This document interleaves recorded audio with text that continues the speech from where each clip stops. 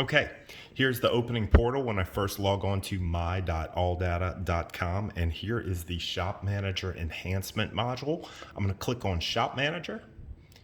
And just so you know, we always could have gotten to Shop Manager if we're already in ALLDATA Repair or ALLDATA Community. We can always click on the navigation switcher up here to jump over to Shop Manager or back to ALLDATA Repair or Community. So here we are in the Shop Manager. You can see I've got an invoice open already here. What you need to do is go to your settings to get started. You're going to find my settings already set up, but let's go over that setup. It's going to import a lot of the information from my database where I put together your trial. So most of your shop contact information should already be in there and be correct, but please double check it. You can add any licenses, certificates, registrations, anything you want to show up on your estimates and invoices, and boast to your customer about your additional training you've pursued. You can list all of your service writers here. You can put as many as you like. All you do is click on add a service writer and enter that person's name. And you can pick one to be the default. It'll start with that particular person since you're probably going to have one person doing that job for the most part. Same thing with all your technicians, add as many as you like, and then you're done with shop information. You can come to labor, taxes, markups, and fees. Now this is really important information that you need to get in here to get started. So go create your labor rates. You can have multiple, once again, as many as you want. So maybe you have regular shop labor, maybe you have labor rate for gas engines versus diesel engines. Maybe you have electrical diagnostic rates. Maybe you have fleet companies that you charge a little bit less because of the amount of business they bring you. You can add as many rates as you want. And once again, click on the one that you're going to use most often as your default. Tax rates. I believe all of the areas in my within my territory all utilize the same percentage, dependent whether it's parts, labor, flat fees, anything like that. But you can individually itemize each one of these, check it as to whether or not to charge taxes on it, put in what the tax rate is. Markups. So you can add in standard markups for parts and labor. You can do percentages or you can do dollar values and just tack on a little extra to whatever the guide says you should be charging, or marking up parts in a very even manner. If you just have a blanket percentage or dollar value that you want to mark up each part, you can put that in here.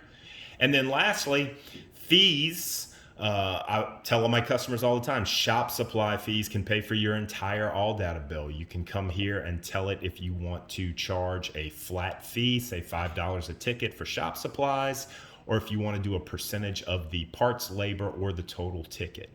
You notice here I've got 5% of my parts, and you can also put a cap on it, low and high. So never less than $5, never more than $25 is how I have it set up for the sake of this demonstration. Now we move on to the third item, which is your document. All that's going to be is like you got a new checkbook from the bank and you don't want it to start off with 0001. You can pick what number your documents are going to start at. And you can also determine whether you want your tickets to be written in miles or kilometers. Now we're on to number 4, printing and emailing. You can add your artwork here. Note that there's a 2 megabyte limit. So you might have to do some editing, kind of take down the resolution. It'll let you know if the resolution's too high and it needs to be adjusted. Down here, you can pick what's going to show up on your ticket. You could have the part numbers of the parts you sold. You could have your labor rate and the number of hours as part of the computation of the final total for the labor estimate. You can have the technician's name, so it says who worked on the vehicle on the ticket. You could propose a completion date, have it listed. Some states require that by law. Save parts for inspection, intended method of payment. I like this because on an estimate, it actually kind of calls for a little bit more commitment from the customer. When they tell you to do the work, you get to ask them without asking them, how do you intend to pay me? Cash, check, card, what have you. These are all customizable headers and footers. So if you want to put in any labor warranty that you might offer, any kind of stipulations, This will show up on all of your printed documents, and then this will show up on all of your emails. This is your default message when you're sending an estimate to someone. You can come and change that up. Lastly, AutoZone catalog. So if you want to utilize the option we have that allows you to shop the live inventory at AutoZone, see which store has the part you need, how many they have, that sort of thing, whether they have any in the warehouse or not. You just need to enter your AutoZone commercial account number here. I believe you'll find it on any AutoZone invoice up in that top section. I think it's labeled customer number. It might be labeled account number. Whatever it is, get that PIN number, insert it here, and you will then have access to browse the AutoZone catalog as you're writing your ticket. All on the same screen as your labor information, your repair information, everything there together.